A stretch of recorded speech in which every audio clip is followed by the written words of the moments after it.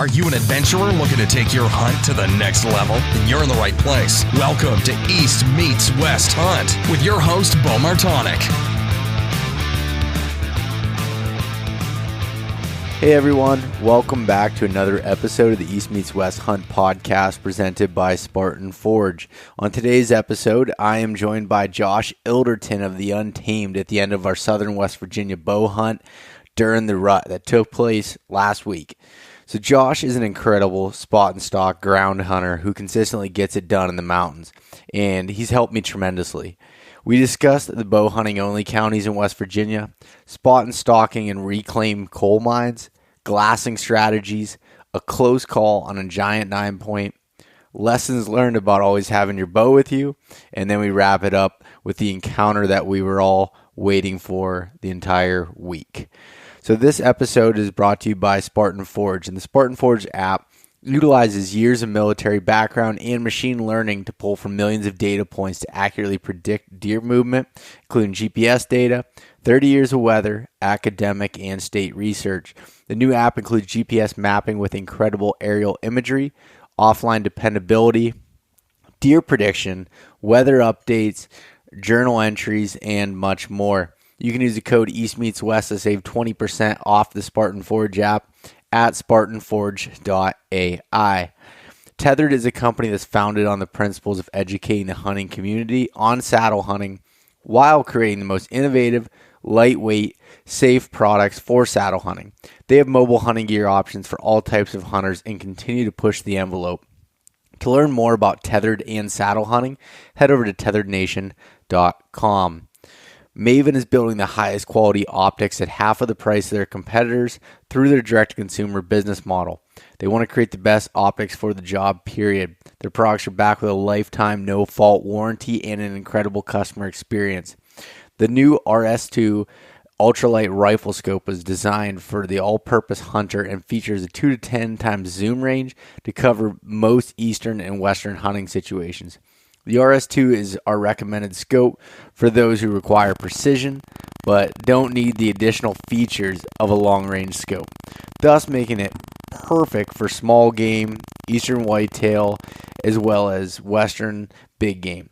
Ultralight mountain rifle setup. So coming in at only 12 ounces is one of the lightest all-purpose scopes that are on the market today. You can use the coupon code EastMeetsWest-gift for a free gift with any full-price optics order at mavenbuilt.com. Go Wild is a free social community built by hunters for hunters. Join me on Go Wild today to get $10 to spend on gear just for setting up your account. You'll keep unlocking Go Wild rewards, and you can now see my complete gear setups within my profile. Join it at timetogowild.com or just find it in the App Store and use the code EastMeetsWest to save 10% off of all hunting gear on the website, including tethered saddle setups. All right, so the only thing that I have here before getting into this podcast is we just recorded this podcast a few days ago while I was down there in West Virginia with Josh, but I did want to talk about a giveaway that I have going on right now. So I'm going to be I am teaming up with Iron Will to give away a custom East Meets West Mountain Buck logo knife. Iron Will makes premium broadheads, archery components, and ultralight knives for once-in-a-lifetime hunts. And the winner will receive a K1 ultralight hunting knife with black-coated A2 steel and my Mountain Buck logo engraved on the side, plus a sharp top edge for hide entry cuts, an orange and black G10 handle, and a black Kydex sheath, which comes out at about a $220 value. So to win, if you have Instagram, and if you follow me over on Instagram, go to this post that you'll see with the knife on my personal page, Beau Martonik, Beau.Martonik, and tag a friend in the comments below. You must follow Iron Will Outfitters, East Meets West Hunt, and then myself. And then to get some additional entries, tag as many friends as you like, and all those additional tags mean more chances to win. And in addition to that, so anybody that doesn't have Instagram, any orders at eastmeetswesthunt.com, any of my apparel orders, things like that, receive an additional 5 extra entries. And the giveaway ends at the end of the day on Cyber Monday, November 29th, 2021. So I apologize if you're listening to this later, but that's when we'll be choosing the winners. They'll be posted on the Instagram there, and in the stories that we have on Instagram and Facebook. If you win and you don't have it and you had an order, we'll contact you by email, but we'll still post the winner's name so everybody knows, and they'll be randomly selected from all of the entries. So head over and check out that giveaway so you can get a chance at your own custom East Meets West Mountain Buck logo knife from Iron Will. So with that being said, it's the opener of the Pennsylvania rifle season coming up here on Saturday, and I know there's some gun seasons open up in New York last weekend, and some other states have already been in full swing. So I hope everyone is having some good luck, and we'll have a safe opening day here in Pennsylvania coming up. Josh, we're live. Good deal. I'm ready. You ready to go? Yeah, if you are, I am. Yeah, I'm. I feel a new. How do I want to put this? I feel another wind that's kicked in here. I was getting a little tired today, a little exhausted, a little wore out, but I'm feeling pretty good right now. I felt it on the way home. Is when I felt like that exhaustion finally hitting me. Yep. But then got home and got everything unpacked, and I'm like, hey, now I feel okay. I got outside. We got a fire going. Yeah. And I feel pretty good. So, but we've hunted hard this week. We have hunted hard this week. So, and yeah, but I'm glad that we're sitting here at your house in Southern West Virginia and on the beautiful back porch, the same place we did the last one with the tethered guy. Oh yeah, back in the spring season. Yeah, back in the spring season, and we got a fire going here and some. Is this you said New Riff? It is New Riff bourbon. Oh, it's good. Yeah, man, it's good. It's gonna make me feel a little warm inside here. That's the whole purpose. That's the whole purpose. It's doing what it's supposed to do. Yeah, it is. Definitely is. So anyways, Josh Ilderton from the Untamed, welcome back to the show. Absolutely, man. I look forward to just talking and BSing and talking deer and life and the experiences that we had this week that you had coming down. I'm glad we've talked about it for, I think, 2 years. Yeah. Because we met at the ATA in 2020? No. Was it? 19. 19. Okay. In 19 at the tethered booth. Wow. Okay. Yeah, it has been a little while then. And we've always talked about it, but you, with the horseshoe this year, killed in Pennsylvania first day, killed in New York your first day, and you still had vacation to go deer hunting. I called Beau, and I was like, hey, bring some of that luck my way. You did. Yeah, and you graciously invited me down, and it's funny because I've talked about it on the podcast a bunch of times about me wanting to come to West Virginia to bow hunt and spot and stalk and do all of that, and I've been saying it for years about me wanting to do this and being one of my top hunts that I wanted to do. And well, once I met you, in person here, or not met you in person, but spent time with you here in the springtime for the tethered teach and train tour and stuff, you were like, man, come on down. And after I tagged out there when you called me, I was like, yes, I am in. It all the stars aligned for a great week of hunting. Yeah, and your style of hunting has always intrigued me as far as when I'm watching your YouTube videos with the Untamed and everything, as far as you love to hunt off the ground. I like to go after the deer and not let the deer come to me. Yeah. Is what I like to do. I like being aggressive. And I learned that this week. Like I learned firsthand. Yeah, firsthand. You told me it, and I believed you, but you definitely showed me you like to be aggressive and go. You like to either make the action or go where the action is, and I think it was awesome to get to experience that. I think the big thing is, in order to go to the action, like you're saying, or be in the action. And you were saying, I want to go to where the action is. It's like I don't want to hunt where there's no deer. I mean, it makes it extremely difficult. I mean, I know it's a simple rule. Yeah. Or a simple idea, but I see no reason to sit in an area where you may or may not have a chance to be successful and see deer, not even in kill, just see deer, be successful in seeing deer when you're not even hunting where the deer are. Yeah. I see no reason to take that chance. I mean, we don't get very many opportunities. So why not make the best of the opportunities with your time out there and at least hunt where the deer are? Yeah. And then, and you saw it this week that we were hunting one area and not 1 mile away, and we were seeing deer in our area, but then we would go a mile or mile and a half away, and it was action packed. Yeah, and that was so different than the way that I typically hunt or see it, and I was just kind of like, whoa, like there's deer here. Well, why are we moving? Just let it happen. And I understood. Yeah, I mean, why it's that difference in these does that we were looking at, and we kind of. If the does we were looking at weren't doing anything, we went somewhere where the does were kicking in heat. Yeah.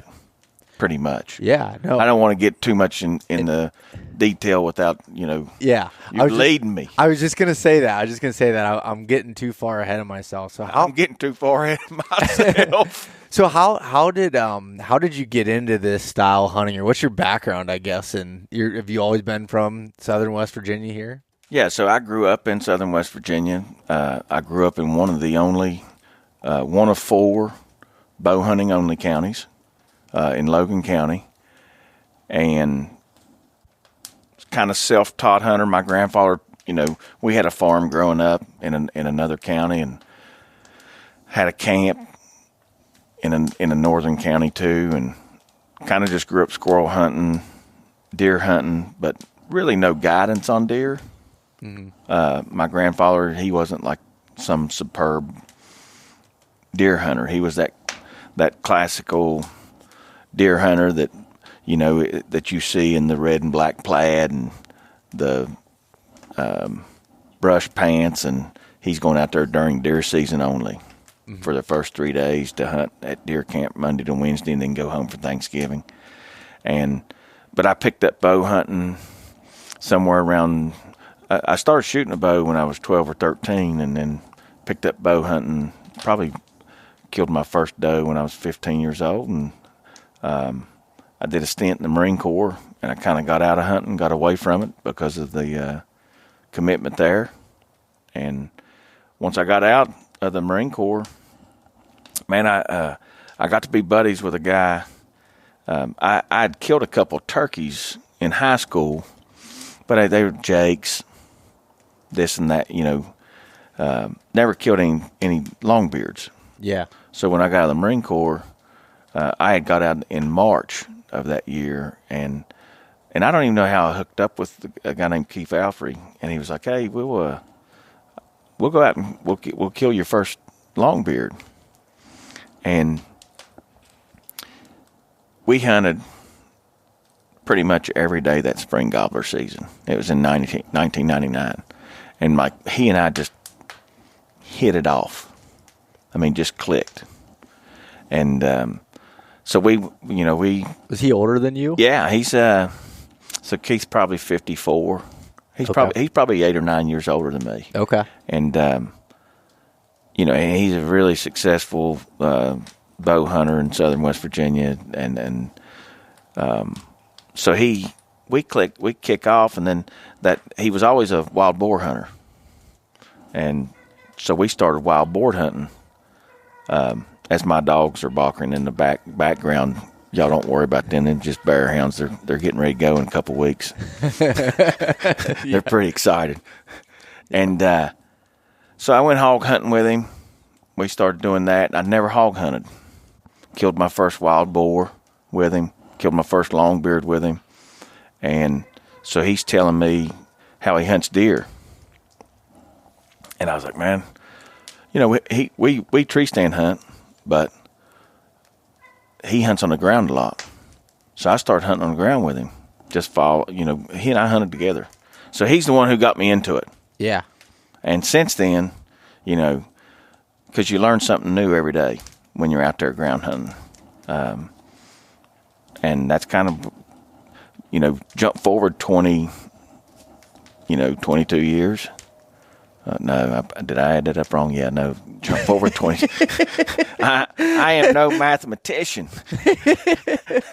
So jump forward and here I am. I mean, that's a short and dirty of the background, but in that 22 years, I've screwed up an amazing amount while deer hunting, but I've always learned every day I've gone out. There's so much you can learn on the ground about the animals, about the terrain. Yeah. Is that bothering? Do you want to pause it? No, that's all right. I don't think it's picking up that much. Wow, they listen to you pretty well. Yeah. I don't want to yell. I'm afraid I'll blow the listeners' ears out. Probably scare them if they're driving. So that's kind of my background, and now I just love doing it. I love getting people to experience that ground hunt game. I mean, I still hang in the tree. I'm 100% saddle hunter now if I'm in a tree. But I really enjoy being on the ground. Yeah.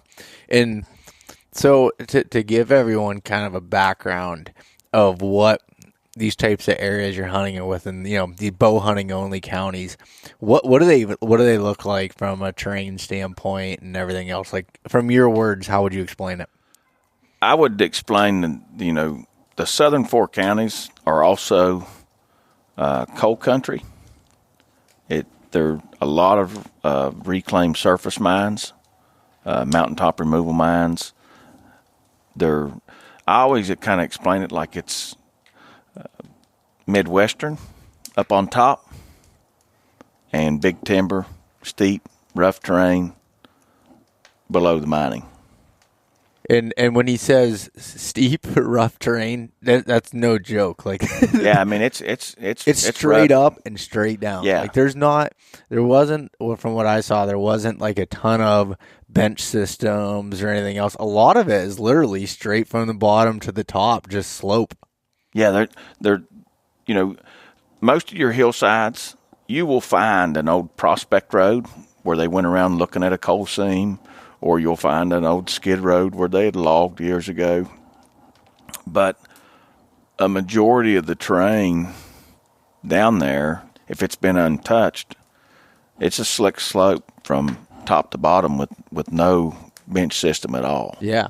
Now you might find a flat area going off a point, or if you're lucky enough, you can find a nice saddle going off a point between two knobs that's huntable. Yep. A lot of the tops aren't huntable because the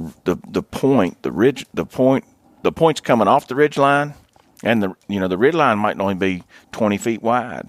Yeah. And the points going off that ridge line, they might only be 8 or 10 foot wide. And you think that you're looking at a saddle, and you go out there, hell, that saddle might only be at the low part of the saddle might be 6 foot wide. Yeah. I mean, you saw the point that you were looking at that one point, and you was like, Josh, there's no way deer are traveling that. Yeah, no, I know. I couldn't even believe it. And it's like a little bit different than other, mountain type hunting that you would be able to see. It was like a lot of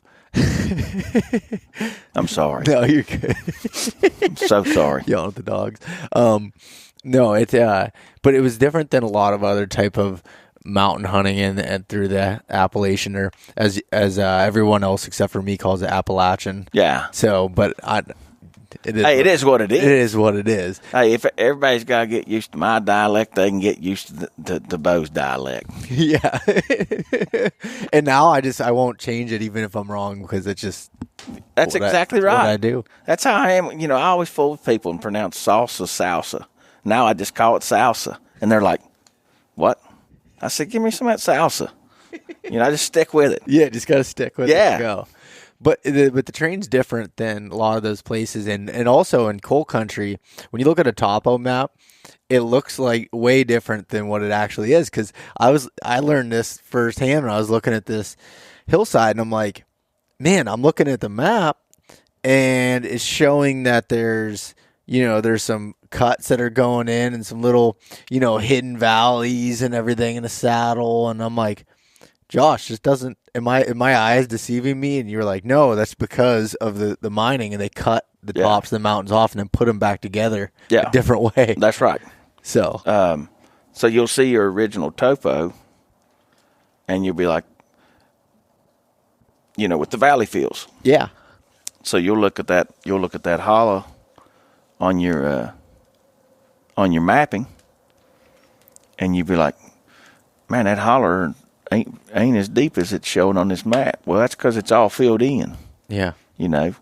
There's millions and millions of yards that get dumped in these hollers and fills them in, and that's what creates that valley field. Yeah, and so explain to what a valley field is. So the valley field is, when they come through with mining, they cut everything in the hollow within the footprint of the finished product of the valley field. So, and then they put a under drain in it, so it all in the original string bed. And then what they do is, so there's a swell rate when they're moving the material, blasting the material to get down to the coal. Well, they can't use all that material to reclaim with, so they have to be able to dispose of it or spoil it out. It's all spoil. So they clear cut these hollows, put their under drain in, and then they dump these hollows full of what we call spoil. And it's just all the extra rock and dirt that comes from mining that is unable to be put back for reclamation. Mm-hmm. And then but the greatest thing is, and it sounds terrible like right now, but you saw firsthand what the finished product is with tree growth, grass growth, clover growth, just unbelievable habitat for wildlife. Yeah. So you saw valley fields that have 10 to 15 years of growth on them, mm-hmm. and they're exceptional. They end up getting to have a great bench system in them, and it's great habitat for deer. I mean, once you saw some that are only been complete 2 or 3 years, mm-hmm. that were nice and grassy, had clover mixed in, and then you saw some that were 15 years that we couldn't hardly see through. No, you couldn't until you got to a certain level, and then you could barely see the bench. And the valley fields are like, think of steps. That's right. Go out and it'll be like a perfectly flat bench and then pretty steep drop off to the next one. And that's because of drainage, sediment. So everything's still controlled. There's a bench every 100 vertical feet. Okay. That's or every 50 vertical feet, I'm sorry. Is that what it is? It's either 50 or 100. Don't let anybody bust my hoonies over it. Yeah. Since I'm in the mining industry, but it's either 50 vertical feet or every 100 vertical feet that there is a bench. Yeah, because you worked in the coal mines for a while, didn't you? Yeah, I worked for a coal company, which was unbelievably great because it educated me because I got to reclaim most of the land that I hunt today. Yeah. So I was learning way back, 18, 20 years ago. Yeah. Yeah, you were telling me about the history of some of these places and when you reclaimed them and did all this and stuff. Then when I started my contract mining company or contracting company, those were my first jobs, a couple of those jobs that we actually hunted on and glassed. Yeah. Yeah, that's a pretty cool full circle type thing. Yeah, and knowing the deer and the genetics and stuff that's in there, it helps out even tremendously. Yeah. These bow hunting only counties are exceptional. They're so shitty. Yeah. The quality of deer that are there is pretty exceptional. I'm not gonna lie. It is. Well, because they are bow hunting only. That is the biggest thing, in my opinion, that helps the Southern Four, and we call them the Southern Four. It's in Southern West Virginia, but we call them the Southern Four because they are bow hunting only. They have been bow hunting only since, give or take, since 1980. But don't take that lightly, because you realized how hard it is this week. Yeah, I definitely wanted to touch on that because there are giant deer here. That is 110%, but it might be some of the hardest hunting country out of anywhere for whitetails. It's big country. And even when we were doing, and we'll talk more about the details of it, we were doing spot and stalking all week and ground hunting. And just because you can see them is far from the ability to actually be able to get on them. Yeah, you do see a lot of deer. You cover a lot of area. But a lot of the times you lose them. Yeah. The area is so vast. That's I'm sure I've listened to you talk about Pennsylvania woods. Yep. And our timbers is almost the same. Yeah, very similar. It's very hard to pinpoint these deer, very hard to pattern them. The coal mining actually helps us pattern. Yeah. More than you would if it was just all big timber. Because if it was all big timber, there's no rhyme or reason. You listen to Trace Butcher and Zach Markham when we were at dinner. They're getting pictures of deer that they're hunting here, and they're hunting them. And within 24 hours, not even, I'm just saying within a day, they're getting a deer that's 2 miles away on another trail camera of theirs. Yeah. And they're really good at connecting the dots, but these deer, they're very hard to pinpoint and pattern in these timber. And it sounds like it's the same thing that you all go through in PA when you're hunting those big timber mountain bucks. Yeah. They're like nomads. Yeah, and then the coal mining areas and the reclaimed areas almost act as almost like food plots, essentially, for them. Would you consider it like that? Yeah, I would consider it like a food plot. Not exactly, but I mean it's. But just so your listeners don't think that we're just like, focusing on a food plot. These food plots might be 4,000 acres. Yeah. That's a very good point to add. And a lot of that landscape from the reclaim looks wide open when you're looking at it from afar, and then you get in it and you're in 8 to 10 foot tall brush. That's right. And thick as thick can be in some of those areas. Autumn olives and all the other stuff that's growing in there. And there's a bunch of species of different vegetation that grow good in the soil and the rock that they put back. It's not completely original, when they mined it, but these are the species that over time have high survival rates and they grow well there. Yeah.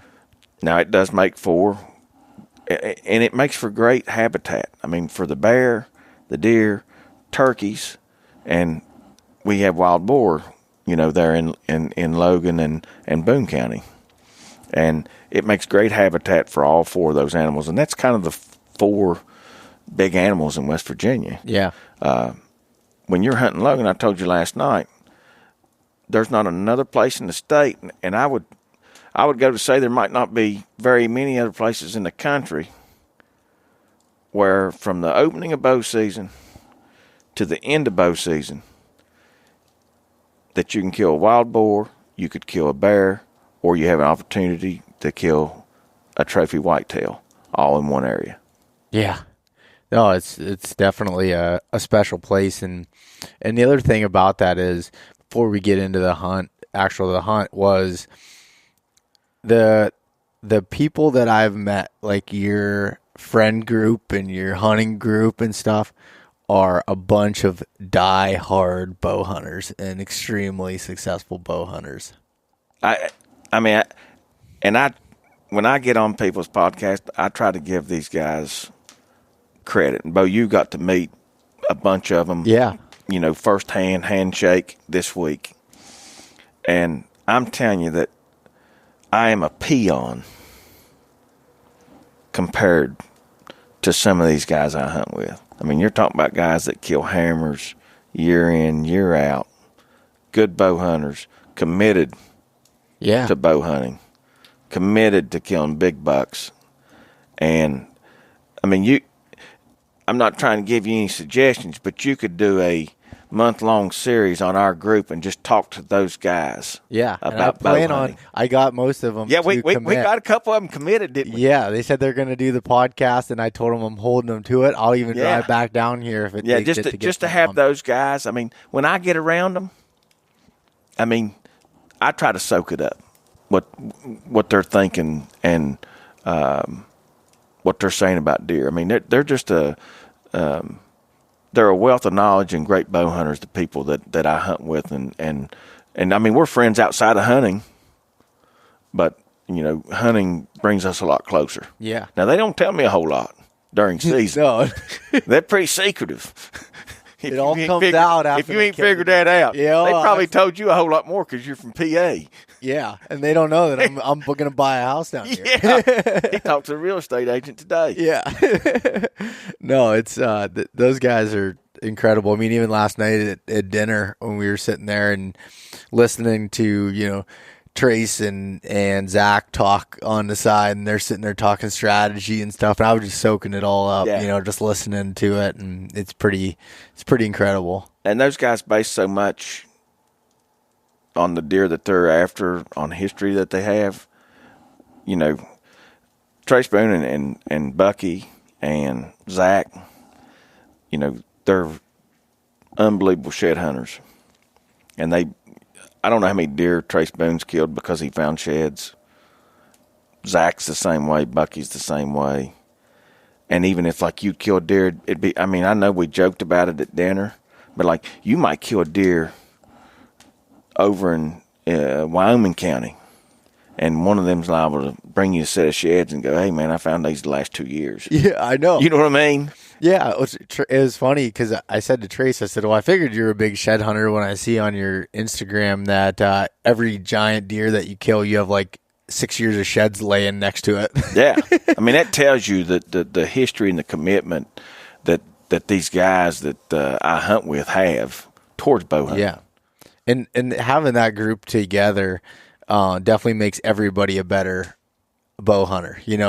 When you guys just talk and everything and hunt together, or even if you all have your own spots and stuff, but you learn from each other. And and they're all fun to be around. Yeah, they're hilarious. We got a bunch of different personalities. Yeah, a bunch of characters. But everybody has a really good time hanging around. Yeah, I would definitely agree with that.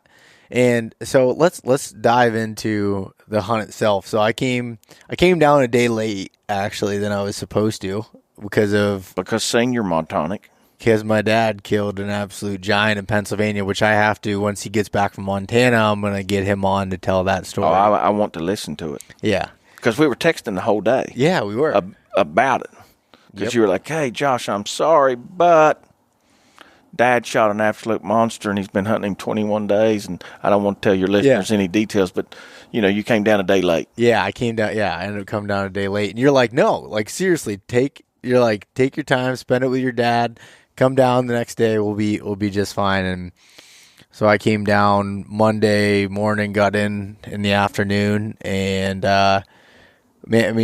bought my license and we got right into it that evening.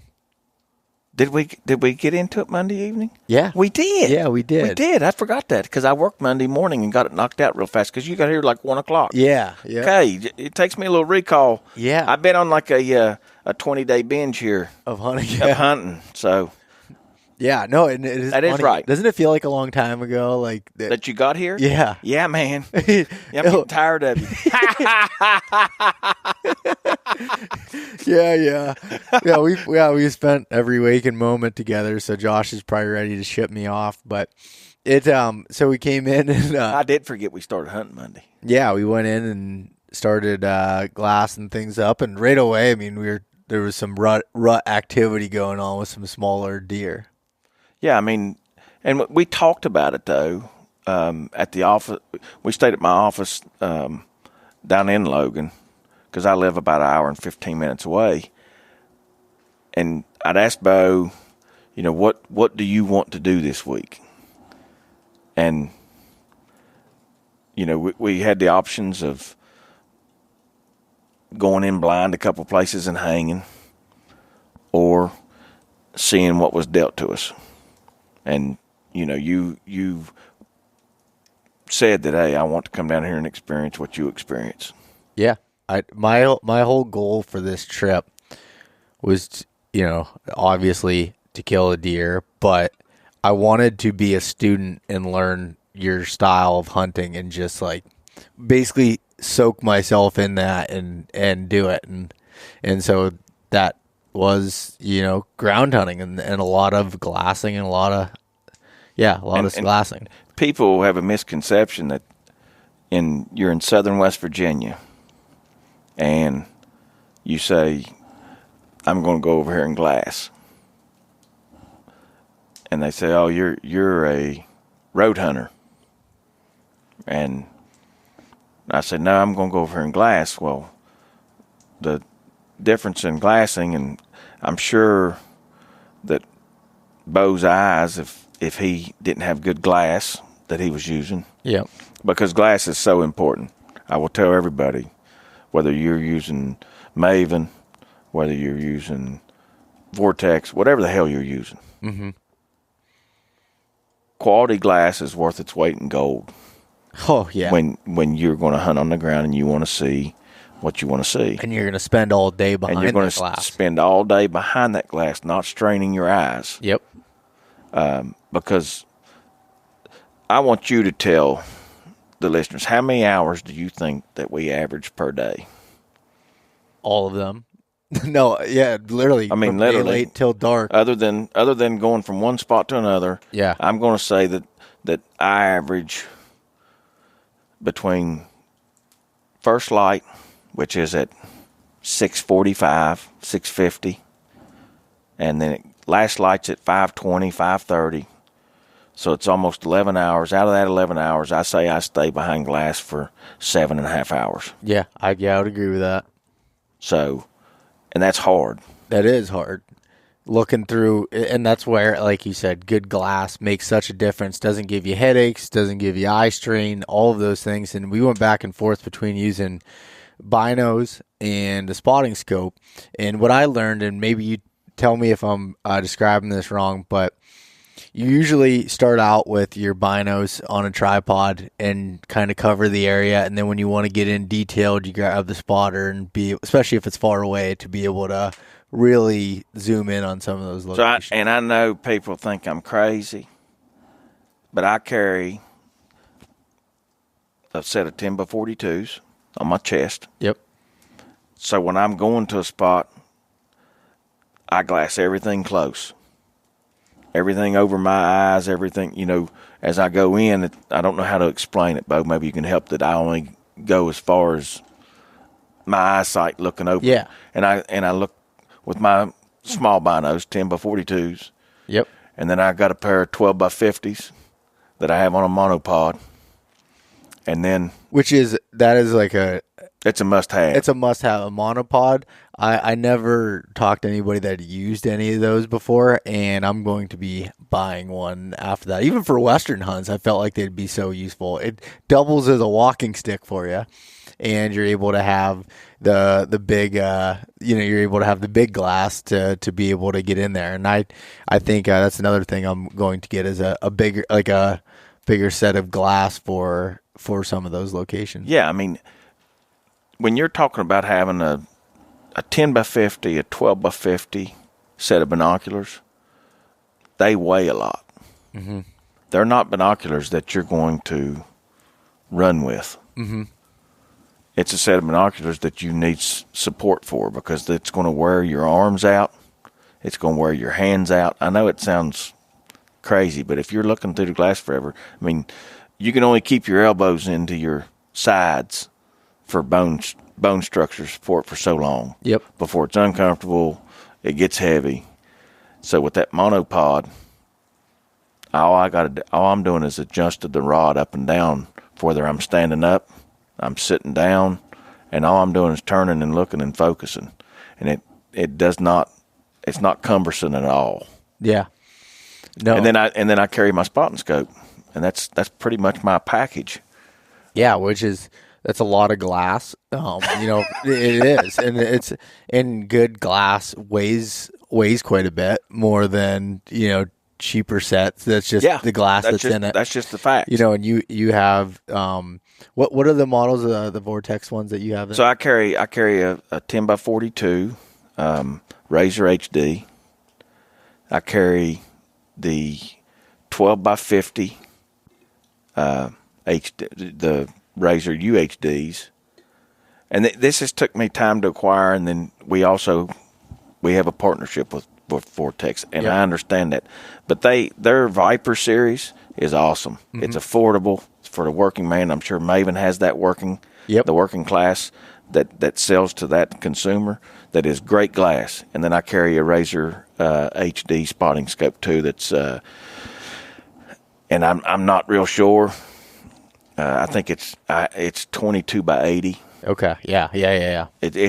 I just got it this year because I had a small spotting scope. Yep. And it wasn't quite doing what I wanted. So I went to a larger, heavier spotting scope, which I think would, if I ever get to hunt out west, I think it'd be perfect. It's a little bit heavier, but I like seeing what I'm looking at. Yep.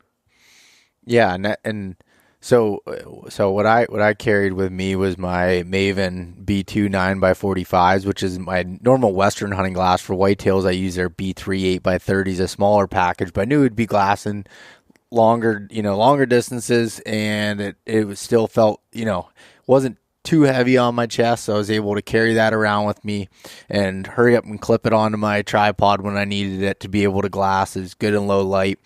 I felt like that was a perfect piece of glass for me for this hunt. And then I also had the S2 spotter, which was a small, only 12 to 27. Yeah, but I liked that. Yeah, I did. It was a very nice, compact spotting scope, and it's good glass. I looked through it. Yeah. I mean, I'm not taking it. I mean, it's a good piece of glass. Yeah, and it's tiny. Yes. Yeah, it's super packed. It is super. That's something you throw in a pack and go. Yeah. So, and if I were to do this hunt again, which I hope to, I would. I don't know if I'm gonna have you back or not. Well, I'll just go on my own. He's already moseying in on me. Yeah, I know your friends now. No. Yeah. So at that point, I would bring my bigger set. I would bring my bigger spotter, which I have the CS one, which is more of their working man series one, a little bit cheaper spotting scope, and be able to just because it's bigger, so I could zoom in a little bit more, gathers a little bit better light for those scenarios, and I'm not having to pack it in a long ways. Like we're able to utilize a truck or be able to hike to different places that aren't. It wasn't like a backpack hunt where we weren't ounce counting, from that sort of speak. So a bigger spotting scope like you had, I think for me would be something I would change out. I love that little one, but I like it is nice. And it's compact, and you probably didn't think we'd be glassing the areas we'd be glassing in southern West Virginia. Big country. Yeah. It literally reminded me of being in Colorado in some of those basins. Like it did remind me of that, just not the elevation. It's fortunate that I can grab all that glass. We walk 200 or 300 yards and we set up, and we glass for 2 or 3 hours Or we might only glass for 45 minutes to an hour. Yeah. It just depends on what that time tells us. Yeah. No, but we can pack it all back to the truck, and we do just get to load all that heavy stuff up and drive to the next area. Yep. I don't envy the guys out west, and when you go out there and you got 5,000-6,000 cubic inch packs and it's 60, 70 pounds. Yeah. I want to do it. I don't know if I can do it, but yeah. No, so that was, I think, the optics side of things. I'm glad we touched on that because I think that was a huge part. And if you can't spend time behind the glass, it'd be tough to do this style of hunting. I've always said it's the most important part of doing what the style hunting that I do. And I started when, I moved from different levels of binos through my hunting stages, and but it's helped me because when I had the lower stages of binos, I just needed to get closer to the deer to see them. Yeah, exactly. Or to make them crisper. Yep.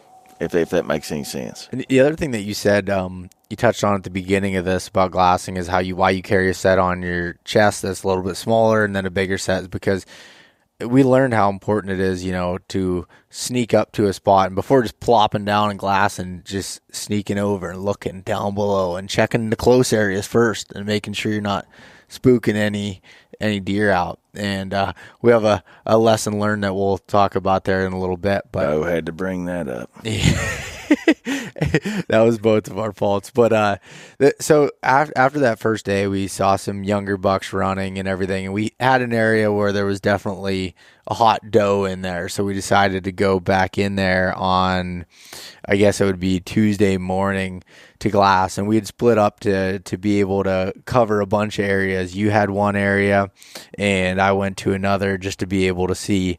And Hagen Bishop, who is your guys' intern as far as filming, he came along, kind of bounced back and forth between the two of us there, and yeah, he grinded with me for the last 2 weeks of of this glassing and running. God bless him. Yeah, and then he had to put up with you this week. I know it. He's a trooper, and he's a good guy, and definitely learning a lot when it comes to filming these style hunts and being a part of it, and has a great attitude and is definitely doing a good job for you guys. So Hagen definitely needs a shout out there because I think he does an excellent job. Yeah, he does. He does, and he's always asking and always wanting to learn. Yeah, and then when he's not asking, he's just kind of sponging. Yep, and listening to us. I mean, I was afraid that he would, having a celebrity like you down there with me, that he was going to want to just question, but now he was really good that I noticed just sponging stuff up. Yeah. And listening. Yeah, and he asked a lot of really good questions. Even him and I just spent one-on-one time together, and he wants to learn and he listens, and I think that's a really big part of it. But so that morning, I don't remember, I think I saw this one antlered spike that we saw like 92 times on that trip, and he covered like 4 miles. Dude, that dude was slinging it. Yeah, he didn't even care. He cruised. He just cruised. Yeah. No does wanted him, but he just cruised all day he was trying to find it. Yeah. He was sniffing hard, but I don't think he was finding any success because we saw him and saw him and saw him. Yeah.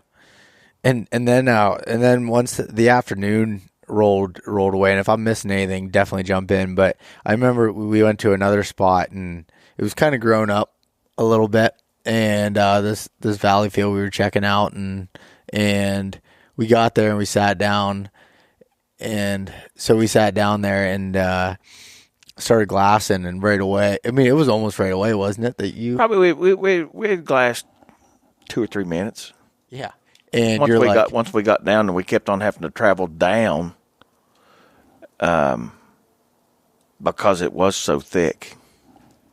Yeah. Well, actually, hold on. Before we go into that story, I did miss one important part. Yeah. You glassed up a 9-point that was locked down with a doe. Oh, yeah. That's what I was trying to think of. That was Tuesday morning. Yeah, that was Tuesday Monday evening, we saw some deer, took inventory, and said, hey, there's plenty of does in here. Let's come back tomorrow morning. Yep. And that's kind of the style hunting that I do, is especially during this time of year, is that in the evenings I'm always trying to plan for the next day. Yep. And we'd gone in Monday evening, the first day you got there, and we see 4 or 5 does. Yep.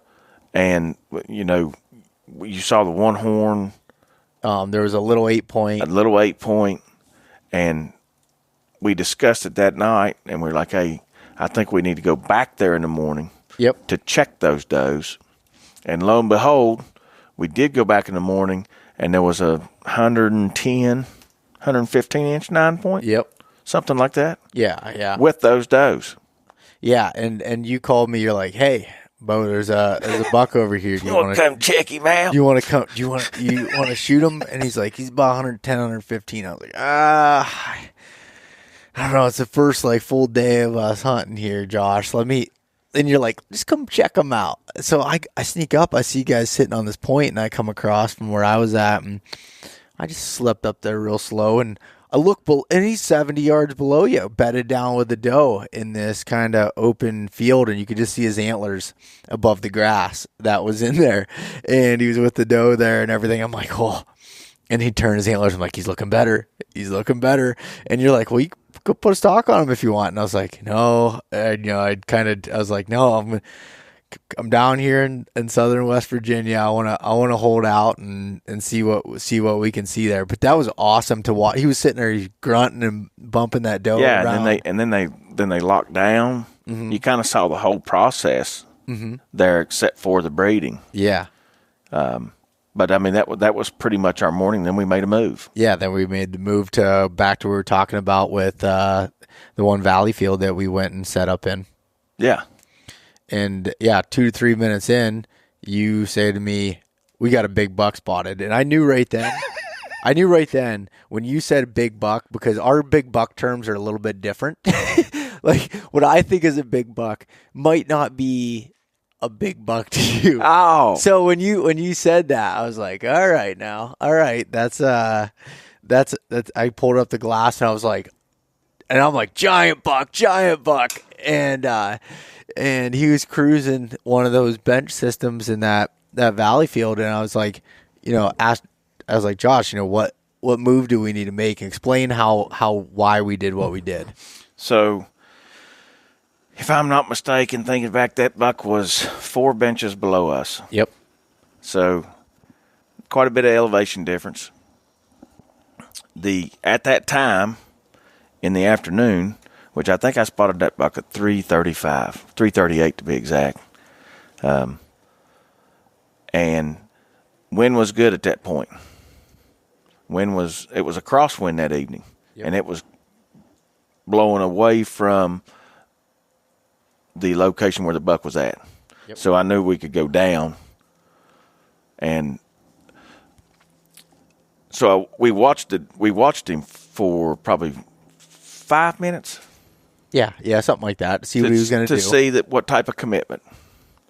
And in these valley fields, you have these rock drains, and they're big. They're big rock, big boulders. I mean, they could be anywhere from 24 to 60-inch boulders. And he committed to coming through one. Usually they'll traverse kind of the angle up or angle down. But he committed to coming through the first one. And there's 2 in this certain valley field where we're hunting. And I was like, he's committed to staying on that bench, that elevation, that level.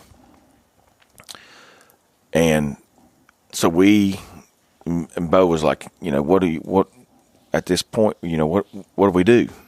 I said, we're going down, we're going after him. The problem in this situation with us is losing line of sight. But we were going to lose line of sight no matter what. Didn't matter if we kept the spotter or what. We were going to lose line of sight because of elevation and slope. So we start going down, and every time we hit the bench going down, we glassed him. Yep. And we found him every time until we got to the bench above him. Yep. Which is where we were planning on stopping. And that's where we were going to stop anyway, because the wind was still crosswind. It was probably 10 or 15 after 4. It took probably 35 minutes to get to that point. Yep. And we were planning on stopping there anyway, because the wind was perfect. And if he came through, it wasn't a 40-yard chip shot, but 40 yards is. That's the distance between those benches. Yeah, that's the distance between benches, and that's probably, when you're hunting that open ground like that, that's going to be your regular shot. Pretty average shot. Yeah. And then so we got to that spot and everything seemed to be good, but we couldn't get eyes on him. We couldn't figure out what he was doing until we heard grunt. Is that or do we grunt first? I think that we heard a grunt because Hagen was like, "Hey, I hear something walking past us," and I said, "There's absolutely no way." I said, "That deer is here, right on us right now." I said, "He is here." I said, "There's no way that he got past us." And once, I think the deer grunted first. Yeah.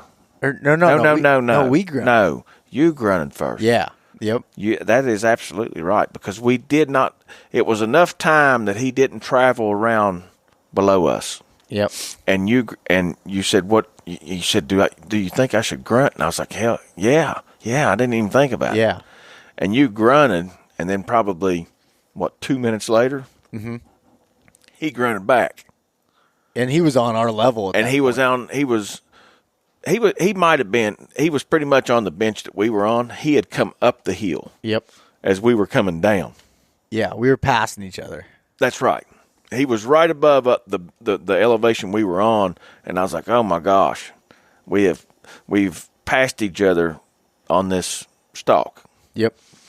So, but we fooled with him for another 25 minutes grunting between each other, because he grunted a couple times and you grunted a couple times. Yep. And he never would. I feel like once these deer, and it's not like turkey hunting, but like I feel like that deer, no matter what, especially with his maturity, he was not going to come down to us. He wanted us to come to him. Yep. I agree. If that makes any sense. It's like calling turkeys downhill. Yep. People say you just can't do it. Well, once that buck had committed to coming up the hill, he probably was not going to come back down to us. And that's just learning those deer down there. Mm-hmm. He was committed to going up the valley field. Yep. If that makes sense. Yeah, no, it definitely did. And at that point, then Hagen said, "Hey, I just saw a tail go up over top of the hill." And he went up and was working his way to the bench above us. And when that happened, we had a very short period of time to be able to get up there and cut him off, essentially. And we started, you're like, we got to go now. We got to move to get up to that next bench. I want to go after him. I know I'm going to, there's a chance that we could bump him, run him out, but we definitely ain't going to kill him if we don't go. Yeah. Yep.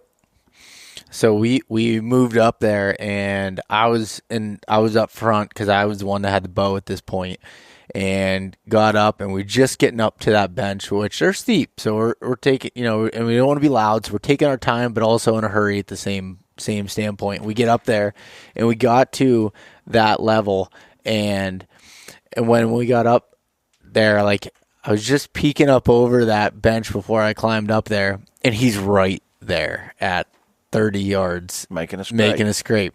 And he caught my movement as my head was popping up, and he stopped and he looked over, and I just paused. No, he didn't pause. He said, "Don't move." Oh, yeah. Yeah, I did. I said, "Don't move." He didn't say it that loud, folks. He just said, "Don't move. He's right there." Yeah. I said, "Don't move." And when I did that, So when I said don't move, Josh was in a pretty awkward position. He was kind of bent over with his legs straight, and I stayed there. You did stay there the entire time. And when I did that, he was looking at us, and then he went back to making a scrape. And this is where I made a critical error on my part and inexperience with ground hunting. Is at that point I should have drew, but I didn't know. I didn't know that that's what I should have did at that standpoint. Looking in hindsight is always 20/20, and learning from Josh after that. But I didn't draw, and I was waiting for him to calm down, and he never really completely calmed down. He put his head in the scrape, which is again where I should have drawn, and then he turned and started going down the hill, and away from us. Oh yeah, away from us, and he started coming down, and there was no. I tried stopping him at that point, and then he ran off.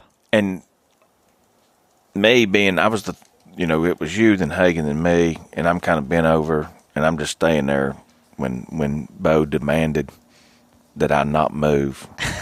I'm kind of in that Marine Corps mindset, like, don't move. Yeah. And but then Beau and I talked. We critiqued ourselves every evening, and I kind of figured what had happened. Yeah. But not having that experience, like being right there, like, and we talked about it because I said, Beau, what exactly did the deer do? And Beau said, he looked at us because he heard. It startled him. But then he went back to making a scrape. And at that instant, we should have drawn. Yeah, definitely. It's not going to, things are not going to be perfect. Like script perfect, by the book, what the deer's supposed to do, what you're supposed to do as a hunter. There's a lot of variables and a lot of adapting. That's right. There's a lot of variables and a lot of field adjustments on spotting and stalking. Yep. And you learned it firsthand that evening. Yeah, the hard way. And he was a monster. I mean, I'm going to say that 9 point. I think that 9 point goes 155. If he was a 10, he'd be pushing over 160. Yeah, is what he was stud of a deer. Yeah, but that's that feeling when you're that close. Yeah, that's why I do it. Yeah, no, it was. I mean, because you were feeling it. Oh, I was feeling it. I was feeling it at that moment. I was hooked, and that's what was cool is every night we go back and talk about things that we did right, things that we did wrong, and kind of learned from it, and that's what you need to do. I mean, every time you're in the woods, you learn something, and that was definitely a hard lesson to learn, I'd say. Well, it's just a hard lesson to learn because it was such a deer. I mean, that could have happened on a spike. Yeah. You would much rather learn it on a spike and kill the 150. Yeah. Right? Yeah. But it is what it is. Even though we don't kill that evening, you don't kill. Yep. It was a successful day. Yeah, it was, 100%. I was so excited when we got back and couldn't wait. And then the next day we had temperatures that soared. Yeah, and that's typical West Virginia weather. It jumped up to 75 degrees. We see 3 or 4 does in the morning. Yeah. And jumped up to 75, and we didn't see any more deer. No. Right? No, I don't think so. We hunted till dark. Yeah, we never saw any more deer. We just glassed and glassed and glassed and glassed. Bounced and glassed from some more. To area, and glassed some more. And glassed some more. And glassed some more. Yeah, did I tell y'all we glassed some more? And we didn't see any deer. And I'm telling you right now, when you're glassing and you ain't seeing nothing, it freaking sucks. Yeah. So, but the good thing was the next day after 75-degree weather, wasn't a good thing that day. Well, it was. Yeah, it was. Yeah, it was. Is we had a weather front moving in with a cold front like dead behind it. We woke up Monday, Tuesday, Wednesday. Yeah, we woke up Wednesday morning and it was 61 degrees. And when we left the mountain. No, it was Thursday morning. That would have been Thursday morning. The Wednesday morning was what? Was the Because Tuesday. Wednesday morning was a hot day. That's right. Wednesday we didn't have crap. Yeah. So Thursday morning, that's right. So Thursday morning, we woke up and it was 60 degrees. I mean, I didn't even put my long handles on. I just wore a pair of lightweight pants. Yep, same here. And when we left the mountain Thursday evening, it was 39 degrees. Yeah. And it had rained from like 10:30 to what, 3:30? Yeah, somewhere in that range. Because I got soaking wet. And Beau did not get wet because he has a Sitka system that obviously works because he went from pouring rain and cold to his stuff dried out and he warm. Yeah, and I had rain gear, I was but wet. I didn't have it on during the rainstorm, which was my fault. But no, there was a lesson learned in that day and during the rain. This is when we got soaked. Oh, yeah, that is right. Because we were talking to Donnie, another guy that is in our hunting group and a big buck killer. We're talking to him because the rain. That's what it was. Because the rain started. We had seen a few deer, but nothing really serious. Yeah. And I was like, "Hey, boys, seems like a good day to go to Bobby E's and get us a big hot breakfast." Because, we've been at it. And I was like, man, let's go to Bob Evans. We'll catch us a big breakfast. We'll come back after the storm rolls through. Yep. And we go over across the property, and we're getting ready to leave off the mountain, and Donnie's there sitting. And he's like, man, I just saw 4 bucks chasing a hot doe. Or no, he said, I saw 4 bucks. There's got to be a hot doe in the area. And I was like, well, boys, we ain't going to get breakfast. No breakfast anymore. And it's really heavy rain at this point. Yep. And, we had gone over there and, when you're filming, you're always worried about your equipment. You have to get it on film for what we do. That's what people are expecting. Yep. But there's also a value that you got to place on your equipment because it's expensive. Yeah. And I didn't. Water is not good for electronics, especially camcorders and DSLRs. No. They don't mix real well. So I said, Beau, let's run out here and look. And Beau said, you want me to bring my bow? I said, no, don't worry about it. It never even crossed my mind. So we run out, 80 yards? Yeah. We run out 80 yards, and we're sitting there glassing, looking. It's pouring the rain. My cotton sweatshirt's just soaking it all up. I'm getting cold. And I look, and this damn shooter buck is 30 yards from me. He pops up out of some sawbars, and he's just right there. And then he kind of bounces over to his left about 10 yards. I'm like, Beau, big buck. And so the lesson learned here is you don't leave the truck without your choice of weapon, which down there is archery. Yep. And you don't leave the truck without the camera. Yeah. If you can't leave the truck without the camera, then you might as well not leave the truck. Yeah. So I run back to the truck. Beau said, hey, I'll keep eyes on. I was like, okay. So I run back to the truck. There's another lesson to be learned here, too. I knew you were going to go there. And I go back to the truck. I get the camera. I get my bow, and I'm frantic because this is a shooter buck. I got a chance. He's 30 yards, and I'm frantic looking for my release. And I called Beau.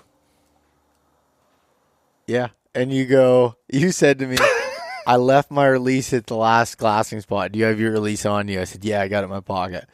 So you come back over, and the buck was just right in front of me the entire time, like literally 30 yards in front of me. I was gone, 4 or 5 minutes? Yeah, that's it. And you come back over, and the time that I turned around and gave you the release, and I was trying to stay low. I didn't want him to see it, and somehow the buck disappeared like literally completely vanished at that point. And he was right there once you had your bow, of course. But there's a catch in this release deal. Beau shoots right-handed. I am left-handed. Yeah. We both shoot thumb releases, which is good. So I was going to shoot a pinky release. I had flipped it upside down. Yeah. So I could roll the opposite way for my pinky. Yeah, Beau said, it's right-handed. I was like, I'm good. Yeah, that's exactly what he said. I'm good. I'll figure it out. Yeah. Yeah, you're like, I'll figure it out. And so we were laughing, and anyways, it didn't work out. And the buck, It didn't. Yeah, we watched the buck go down around with the doe, and a smaller one came out. Then Yeah, it came right through again on the same. Must have been a hot doe. We never saw the hot doe. No, we just saw the bucks. Yep. And so that was kind of the story there for Thursday, and then we got into Friday then when a cold front came in. Yeah, so the weather had left, and it dropped that day. So Thursday evening, it was already in the upper 30s. We wake up Friday morning, and it's 31. Yeah, 31 degrees. Heavy frost. Perfect day after a front. Deer are going to be on fire. That's what we're thinking. I mean, we were excited. Like, we've not had sleep. I mean, Beau and I are sitting there talking every evening. He'll keep you up if you're ever around him. Yeah, you just don't sleep. Yeah, I don't. But so we get to sleep. I mean, it's Friday. It's the fifth day of hunt. I mean, it's a grind. Yeah. But we wake up Friday like pumped. Yeah, that cold weather had it. Yeah, I mean, it's like our necks were swollen, like we were ready to go. Yeah, like we were going to double up. Yeah. It did like turkey hunting. You know, you double up, and we were going to double buck up. Yeah, we were too. That's how excited we were. And we get out yesterday morning, and it's just slow. Yeah. There's just not a lot going on, and it's super cold, heavy frost. And we were in an area that we were at the beginning of the week because we wanted to recheck those does. Well, the evening before, there was a hot doe in the area. Yep. And a buddy of ours, Dakota, had seen those. Yep. And so we wanted to go back in there just to see, because we'd seen several does in the beginning of the week, and we went back there because we thought we had wore out our welcome in a couple of the places we were glassing from. Yeah, like where the Big 9 was and stuff. Like we spent a lot of time in there after that, and we had scent just kind of just filtering through the whole area. And the storm was great because it killed all that, washed it away. And we ended up moving midday. Yeah, right on midday. And we saw so many deer as we were making the move. Yeah, as we were driving, there were deer everywhere. Yeah. I mean, beside the road, better beside the road. And they weren't big deer. But we did see a big deer. I screwed it up. Yeah, we went to a spot to glass. And it's a short spot. Yeah, not far from the road at all. Yeah. And we hopped down there real quick, and we didn't take our time to sneak over and glass those benches before we popped up on the side and jumped a really nice 8-point. Yeah, probably 140-inch 8-point, 145, really wide, high. So we screwed that up. Mm-hmm. Always check close, people. Always check close. And he ran out the bench and went on the end of the timber. Yeah. And we saw him go up on a bench, and literally the deer went Houdini. Boom. Yeah, Houdini. Yeah. Completely vanished. We thought he bedded down. So we're sitting there. I'm literally straight. I'm just sitting there with my eyes just on that spot, trying to figure out what's going on. In the meantime, a doe comes down off the hill, and here comes two other bucks, two small scrub bucks. Scrubs is toothpicks. Toothpicks, and they start looking at each other. They kissed each other, and then they started just twinkling their antlers together and fighting a little bit, And when they did that, we were watching them, but we could never find this other buck. And we're like, all right, well, they're heading that direction towards where we thought that buck bedded down. And when they went over there, and he didn't get up. So we're like, obviously he snuck out of there somehow. And it was a hot doe. Yeah, it was a hot doe. Walked over there. Yep. She was the leader that walked over there, and he never stood up where we lost him in the timber. Yep. So we figured he was gone. Yep. And yeah, she brought those deer. Only one of the bucks, because the winner of the fight came down and chased her around the valley field below us, and then she must have not have been interested in him because he comes up and walks. You had a selfie with him. Yeah, we took a selfie video, me and you. Yeah. He walked behind us 25 yards. Yeah. Yeah, a little 6-point or something like that. Yeah. And he walked right behind us, and we were laughing like, well, obviously the deer are moving right now, so we're like, let's keep glassing. Let's keep glassing. So this is where I learned from Josh about always wanting to be in the action. Me, I'd have been like, should we just stay here all day because there was a hot doe that just came through? And you're like, we got to keep moving. We got to find what's hot right now. And we moved and sat there for a while, and then finally, I think I spotted a 10-point. Yep. A 10-point that was going on there. That was a stretch, too. It was actually, I'll give Beau credit where credit's due. It was actually a great spot. Yeah, he was far away. Yeah, he was far. And we watched him. And it took me 10 minutes to find him. It's kind of like a competition. You ought to make it a competition when you're out there glassing. Yeah. Like I spy a 6-point. Where? Well, find it. Well, we figured out our descriptions are terrible. Josh was like, he's like, guys, where is it? I'm like, next to that pine tree. He's like, there's 7,000 pine trees across there. Hagen said, and we couldn't even. Josh, it's right behind that autumn olive.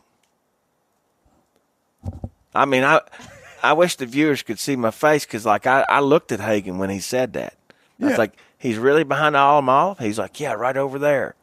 Well, it's 1,200 yards, and it's behind an olive bush that is full of autumn olives. Yeah. You know, so it was funny, but I did finally find him. Yeah, you found him. Yeah. And I forgot the wrong phone scope adapter, so I'm trying to take video through my cell phone, and I think Hagen got it on video, didn't he? He did. Yeah. He did. On the camcorder. So this is where Josh was like, we have no play until he beds down, essentially, or knows what he's doing. And he kept switching. Or we feel commitment. Yeah. Because he was dropping elevation. Yep. He'd go across, and then he'd drop. You know, there was no commitment out of him, and we were so far away is why I was kind of holding back. Yeah, yep. And then he went into this rock drainage there, and the rock ditch, I guess, and he never came out the other side. So we assumed that he bedded down there. So me and Hagen went to go around and try to put a stalk on that spot, essentially, while you stayed on the spotter all the way across the valley. And when Beau says he's going around to put a stalk, he is not walking. Yeah. It is from the top to the top. It's 1.25 mile around through there. Yeah. So it's not like he's running to go over there to get on him. Good point. It is a long way away. Mm-hmm. So they took the truck. Yeah, so we took the truck to go over there, and as we're driving, that buck comes across the road. And you didn't even get to where you were going. Yeah, no. He had moved that much. He snuck. He was angling and traversing up the hill. Yeah, through the thick stuff that we couldn't see from that far away. And so, at that point, and we'd parked the truck and tried to go find where he went, and he was gone. That we actually spooked a deer and we thought it was him, and I grunted, and this doe just came back in, and I'm like, here we go, he's gonna be right behind her, and he wasn't. So went back and picked you up, and we were just gonna head to another spot. And that's a god awful thicket. Oh, it's a thicket that you can't see in. No, you can't see more than 10 feet. Yeah, it's very limited at 10. Yeah. You couldn't shoot at all, not even no chance. So then we went and we were driving around another spot, and we stopped at glass, and Hagen spotted. Hagen did really well. He did really well spotting. Because I said, let's check this bottom. That buck might be in there. And that's just me knowing the terrain and knowing the land. Yep. You know, I've been educated up there. Yep. And Beau got back in the truck, and we didn't move 15 or 20 yards in the truck. And 500 yards away, Hagen said, "There's a deer going up the hill." And all you could see was his head and horns. That's how thick it was. Yeah. And we're looking across as he's going up the hill, so you can kind of see through that brush at that point. Yep. Because of the lay of the land. Yep. If you were looking down like at the same level, you couldn't. There's no way you could spot him. Nope. And so I you know, at that point. At that point, it was like, all right, we got to try to get ahead of them. That's right. And so we drove and we parked and went up this other ridge, it was like a knob, and went up on the other side in the direction that he was heading. So I was looking I was looking on the map and trying to figure out, you know, which way that he was heading. And I'd marked where we were at on the Spartan Forge app. I'd marked where we were at and then what direction he was heading, and basically just trying to see if we could get ahead of him. And so we went up there and we sat, and all of a sudden here comes a buck. And Hagen, we give him shit for it all the time about how excited he gets when he sees deer. He's like, "Big buck, big buck, big buck." And I'm like, "Oh, you know, quiet." And it was this small 8-point. Well, so I was like, I'll play with him a little bit, and I grunted, and he comes back and he's looking. He don't see nothing. So he does what a lot of deer do, is they'll circle down and try to catch your wind. Well, when he did that, he came by at 30 yards or so and could have shot him, and he went right in the brush behind us. He actually went downwind of us and never blew or anything. And then he came to 10 feet behind us and was making a scrape. And Hagen told me today. Yeah.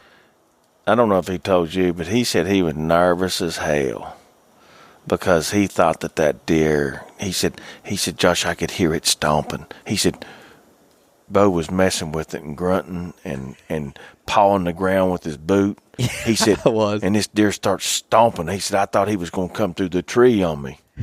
He said, "I was so nervous." And Hagen's like, he's gonna come right here. I just just get the camera out, you know. We'll be good. Film this. It'll be cool. He's gonna go right by the tip of my arrow, like it was gonna be close. And at that point, but you all had great cover. Oh yeah, we had awesome cover and some small little. I don't know if they're jack pines or whatever. What are they? Oh, the little bushes that you're in? Yeah. There's some firs in there, and there's some white pines that end up growing. Yeah. Just different evergreens. Yeah, different types of evergreens. So we had perfect cover from that standpoint. And then we heard deer from in front of us. And, you know, he gets like, "That one's still right behind us." I said, "We can't worry about him. Like, we know what he is. We don't know what's out in front of us." And when that happened, all of a sudden the moon is, and my dad had texted me earlier. He loves stuff with the moon and everything. About it. Yeah, and he's like, "This is the best eclipse in 500 years" and all this stuff. And it was I think it was red moon. I don't know much about it, but it was red. It was red as can be. It was rising, you know, just as it was getting to the last 30 minutes of shooting light, and we could hear these steps coming. And all of a sudden, here he comes, and Hagen's like, "That's a buck. That's a buck." And at that point, we thought it was that 10-point we'd saw, which ended up being a big 8-point. Yeah, bigger than the 10-point. Yeah, he's bigger than 10-point. And he comes in, and he's coming right at us. And because I'd grunted playing with that other one, and this buck comes in. And he was being aggressive for the deer down there. Yeah. And they're not, you know, the deer in southern West Virginia, they will be, if you can catch that special buck that's going to be responsive to a grunt, like rattling and being vocal is not very successul. Yeah. And we heard a lot of vocalizations this week. We did. Very responsive, which was good. But so he's coming in on a string. Yeah. You threw the bait. Yeah, he's coming in, and he's coming right at me. He's making a scrape. And then he comes in. As soon as he made the one, well, he didn't really make a scrape. He just hit the branch above. And as soon as that happened, I drew. And he was probably about, 60 yards at that point. And he comes in. He gets to this tree in front of me that I'd ranged earlier. And I had about 34 yards is what I got with my rangefinder. And he stands up on his back leg. Yeah, I can't wait for you all to see this footage on our YouTube channel. Go to the Untamed Hunt. Yeah, definitely. Because this is gonna be like it's epic. He's on his back leg. It's sick footage. And I've only ever seen this on my trail cameras. I've never seen a deer actually do this in real life. And we're on the ground, and Hagen's like, he's big. I'm like, so I'm at full draw, and as soon as his legs hit the ground, he was slightly quartering two at that point, and I had my 30-yard pin on my spot hog, and I held a little bit high between there. My second pin was 42, and I held a little bit high there, and I put it like basically right on his shoulder, a little bit on the crease there, so that it would just tuck in because he was slightly quartering to what I thought at that point. Right. Well, when I'm looking through my peep and at the pin, at almost last light. Yeah, it almost at last light. He had turned, and he was basically quartering to me hard, and I did not know this, and I remember telling myself going through that shot process because I was getting excited, and I just went through it, and I felt that shot break, and I felt so good.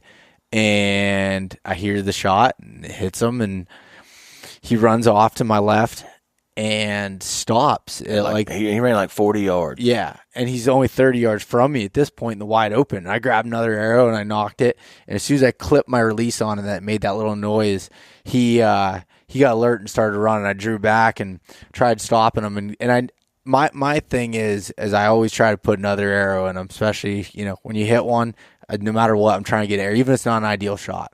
And even if it's a perfect shot.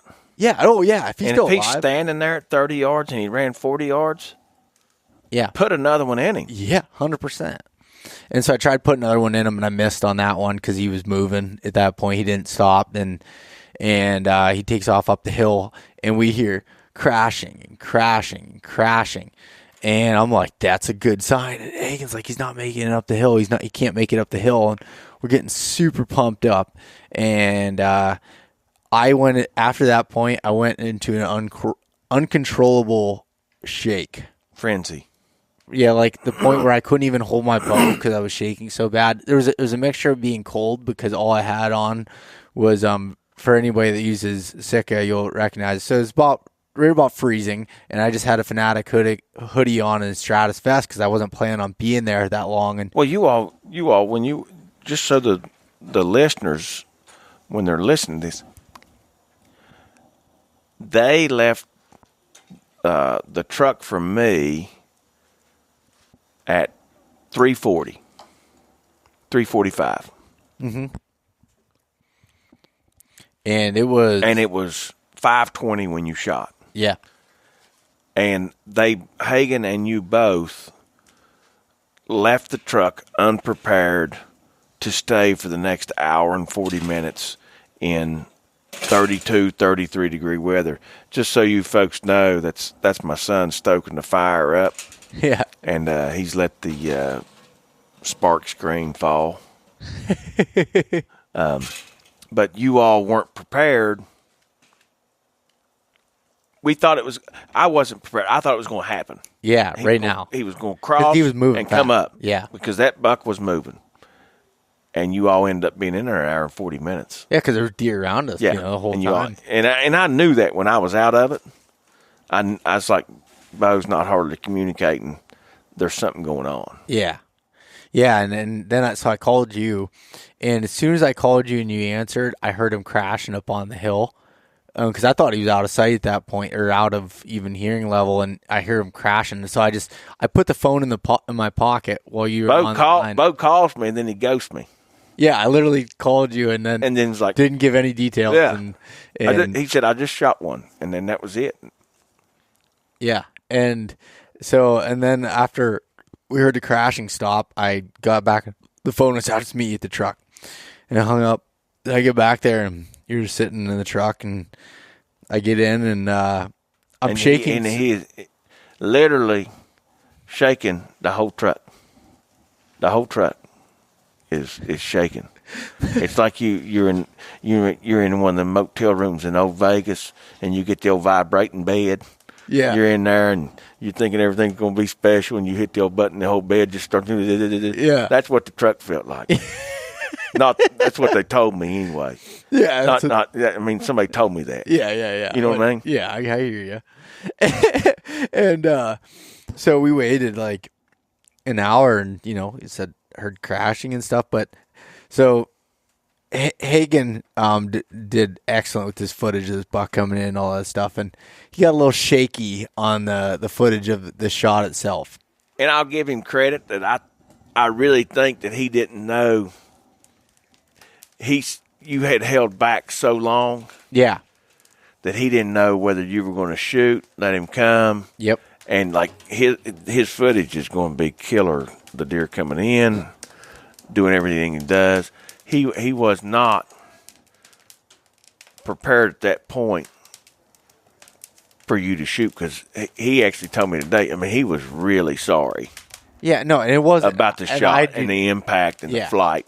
But he didn't think that you were going to shoot at that point. Mm-hmm. And when you did shoot, it did affect us. And I know nobody can go back and watch video. Everybody doesn't have that luxury, but we do, and we want to go back and look to see what type of shot we made.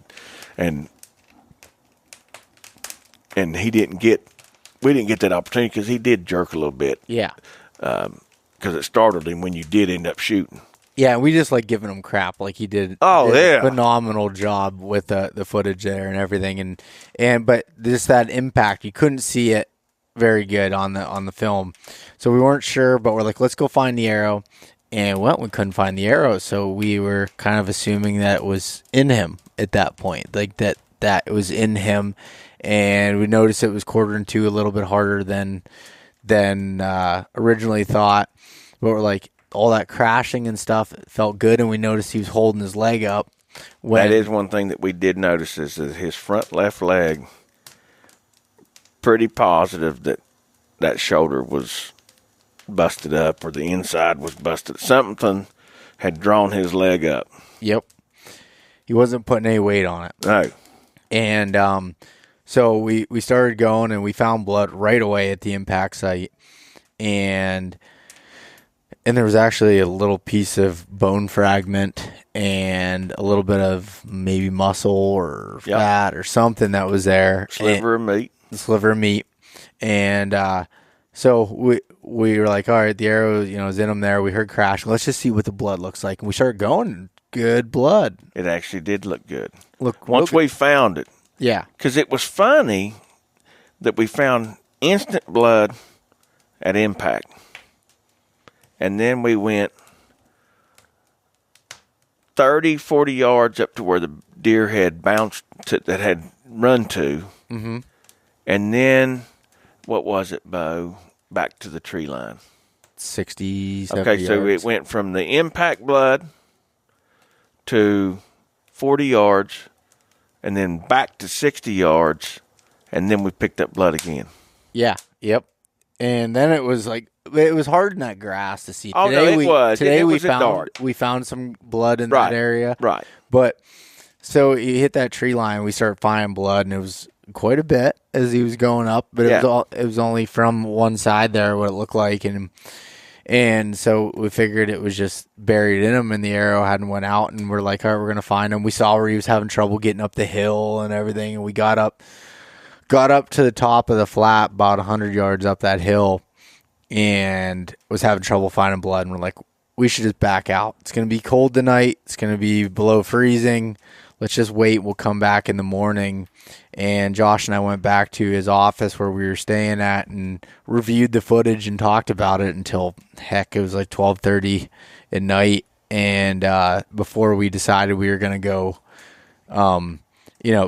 and we were looking at it, we weren't really sure what was going on. We thought maybe the arrow was in. We figured one of two things happened. I either just grazed, his leg there and hit his leg. We couldn't find the arrow in that high grass, terrible grass. Yep. Or it was in him and he was going to be dead. So he was either going to be dead or he was going to live. That's what we'd figured. And this morning, all of your gracious friends that were just willing to jump on and help. We had 7 of us that went in this morning. They were stoked. And all these guys are tagged out. They could be doing bigger and better things. And they were like, hey, we're coming. I'm so thankful. We're going to find Beau's deer. I'm a stranger to them essentially until this week.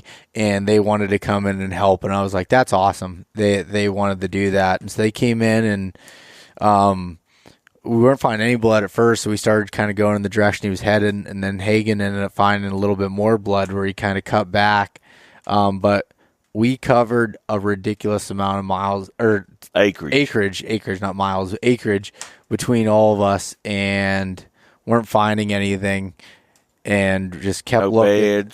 No beds, no blood, nothing. And the more we, looked at that footage again, even after that, and what the sign showed us, so he bled a lot going up that hill because of what we're, assuming, which I think a good way to assume is that I hit his leg, and he was kind of forcing. He was forcing that blood out, trying to get up the hill, and it was ended up being probably just a muscle wound, essentially. Yep.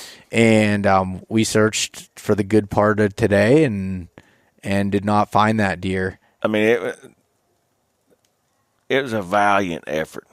We had 6. And we had 7 because we had Hagen with us, and Hagen is, Hagen is the one who went back while everybody was gridding. He went back to the last blood and actually found where that deer turned to 90, and then found the blood. But we had 6 very experienced whitetail, or not even whitetail hunters, but just experienced woodsmen. Yep. And we searched and gridded.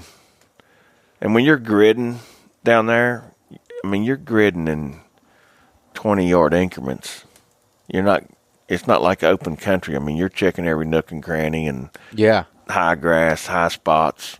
It was thick as can be in there. Yeah. And I haven't put like a square around what like Bucky and Donnie and me and Mark and you, Chad, all of us covered. But I'd go to bet that we covered a couple 100 acres. Oh yeah, yeah. I would definitely agree with that. I mean, yeah, and I felt like even looking at my track that I covered a lot, and those guys were weaving in and out and even going further, and everybody had their kind of area that we were going, and everybody was gridding it and busting through brush and looking under any nooks and cranny, like you said, that we could find, and we did not find that deer, and I would say I feel very, very confident that deer is living and will be fine. Now that I saw when we stopped from blood and seeing what we got past last blood and what Hagen found, and very confident that deer's going to live. Yeah. I think that what happened was, and you all will see in the video, that deer was quartering to a little bit, and then he went up in the tree when he stood up, and he kind of went in there to make a scrape. And when he came down, that deer twisted, and Beau had already pulled back, so he's looking through his peep sight. So he might not see that depth and that perspective. Yeah. But when he came down, he twisted hard quartering to. And I honestly, and I know you, we've talked so much, you're not going to shoot at bad shots. No. And because we've talked a lot about it. And I honestly think at that point, you're in the peep already. You didn't see that twist. No, I didn't. All you see is the seam in the shoulder. Yep. And that was, that was a learning lesson for me there. And believe me, I do not want to take an unethical shot. And I had, the experience of my Pennsylvania deer where it was a good shot, but I made a mistake on the tracking and not knowing exactly where the impact was, and that was tough. I found the deer obviously, but that was a tough situation. And then this one, there was things that I learned from that. So what I want to say from that experience was there was 2 things that happened that I don't want to say they were out of my control, because I'm going to take full ownership with it, so just stick with me. But when I ranged that tree, when I came up at 34 yards, I must have hit some sort of brush in that low light that I didn't see, or I don't know, maybe he was a little bit behind it, there was something that happened. He ended up being at 38 yards when I was in the broad daylight today and was able to check it. Going back, he was 38 yards. So he was a little bit further away, which would cause for a lower hit than normal when it comes to that.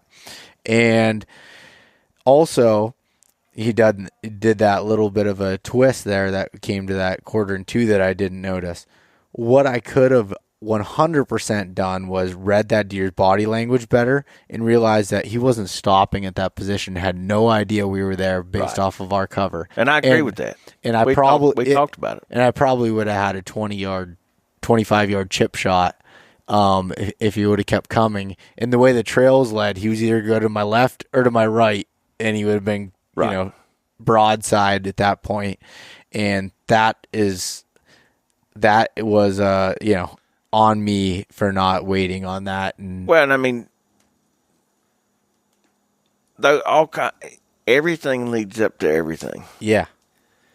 Tuesday, and just hold yourselves here for the point I'm going to make is Beau comes down to ground hunt with me. He comes in after a day and a half. We get on a huge buck. He's at 30 yards. And I tell Beau, I said, tell me exactly what the deer does. I was like, hey, man, whenever you can pull back and get an arrow in one, you need to do that. Okay, so now fast forward to 3 days later, we've been glassing, we've been hunting hard. Beau has an opportunity. He doesn't see the twist on the 1/4 degrees, but he has an opportunity to put an arrow in him, and I really feel like that affected your thought process of let's get an arrow and let's get this shot in him. Yeah. Instead of, like you said, and I'm definitely not critiquing you because we talked about it for 3 hours last night when we got back to my place before we slept. And you knew I was going to ask you because you actually brought it up. Because you said, would you have waited? And I was like, yes. I'd have let that deer keep on coming right at me. And I would have, that deer was coming he wasn't going to stay at that tree long. He'd hit that one tree, came to that tree, he hit it, and he put his glands on it. His scent was there. He was coming on. And I do think that that's the big lesson here is to read whatever deer is in your sight at that time. Yeah.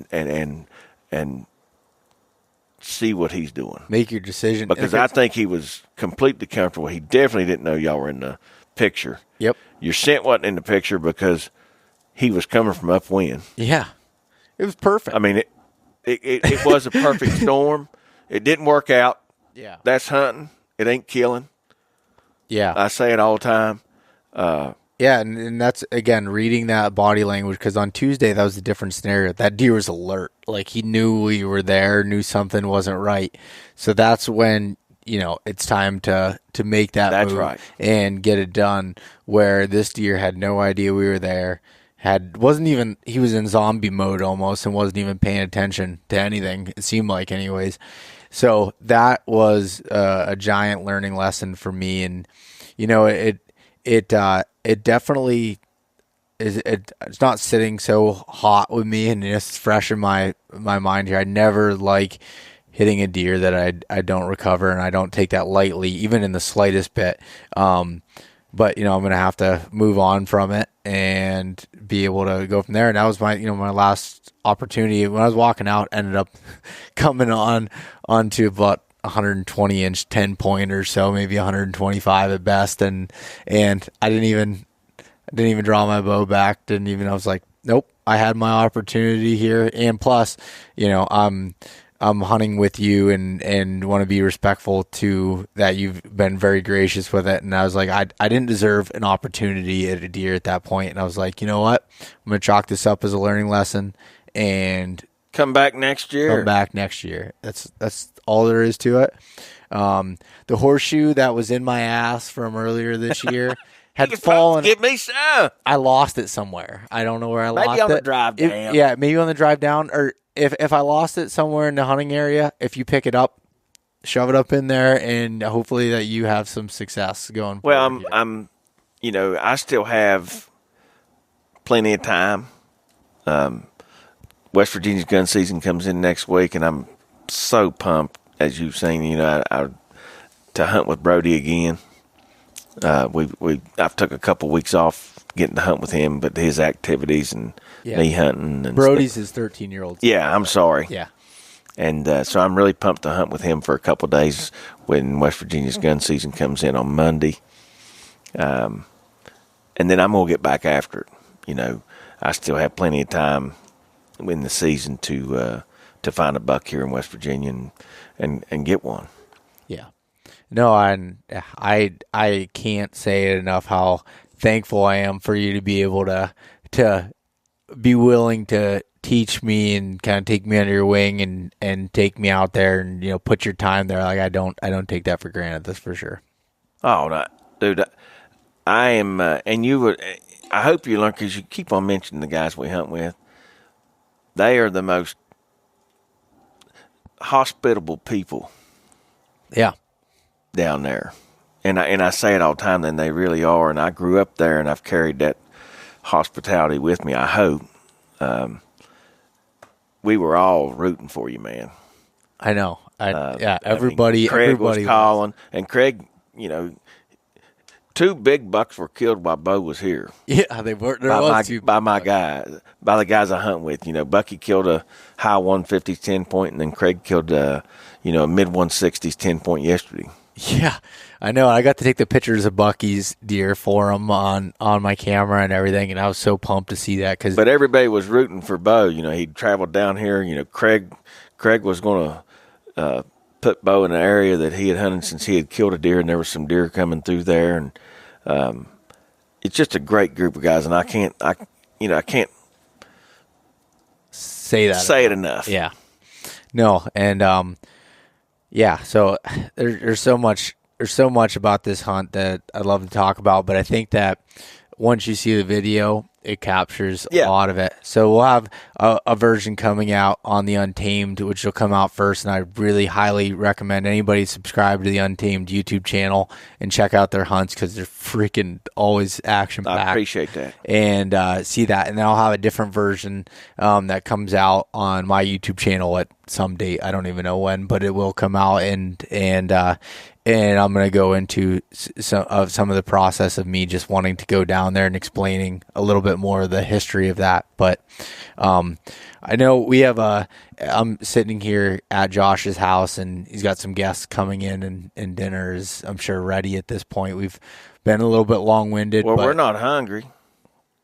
I just had Beau's kept me from eating since I had a big cat head biscuit this morning. I ain't had nothing to eat since 6 o'clock. Yeah. You're in a pretty good mood for not eating that long. Well, New Riff does that to you. Indeed, New Riff does do that.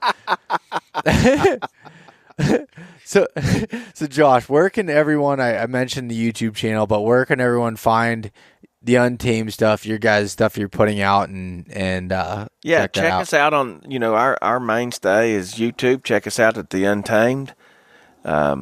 You'll find everything from deer, turkey, mountain lion, a lot of hound hunting content for bears. It's a pretty diverse hunting channel, and you can check us out on the Instagram or Facebook at the Untamed. Go check out the untamedhunt.com. Check us out, our store, our apparel.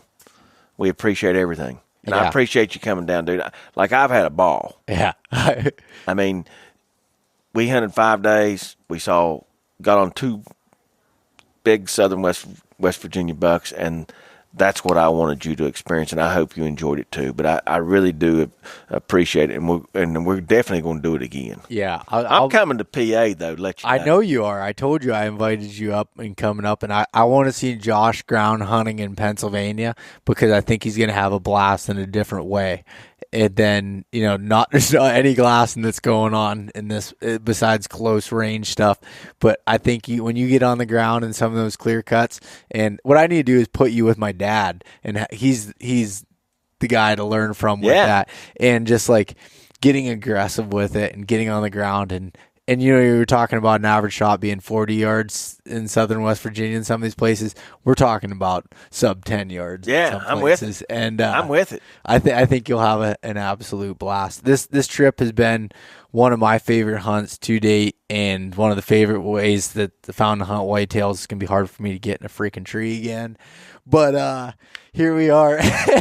And I'm excited for everybody to check it out, and really thanks for everyone listening here and checking out the stuff, and we'll talk to you soon, Josh. All right, buddy, I appreciate you. Thanks so much for listening to this episode of East Meets West Hunt with your host, Beau Martonik. For more great content and to stay up to date, visit eastmeetswesthunt.com, Facebook at East Meets West Outdoors, and Instagram at East Meets West Hunt. If you enjoyed today's episode, please review and subscribe, and we'll catch you next time.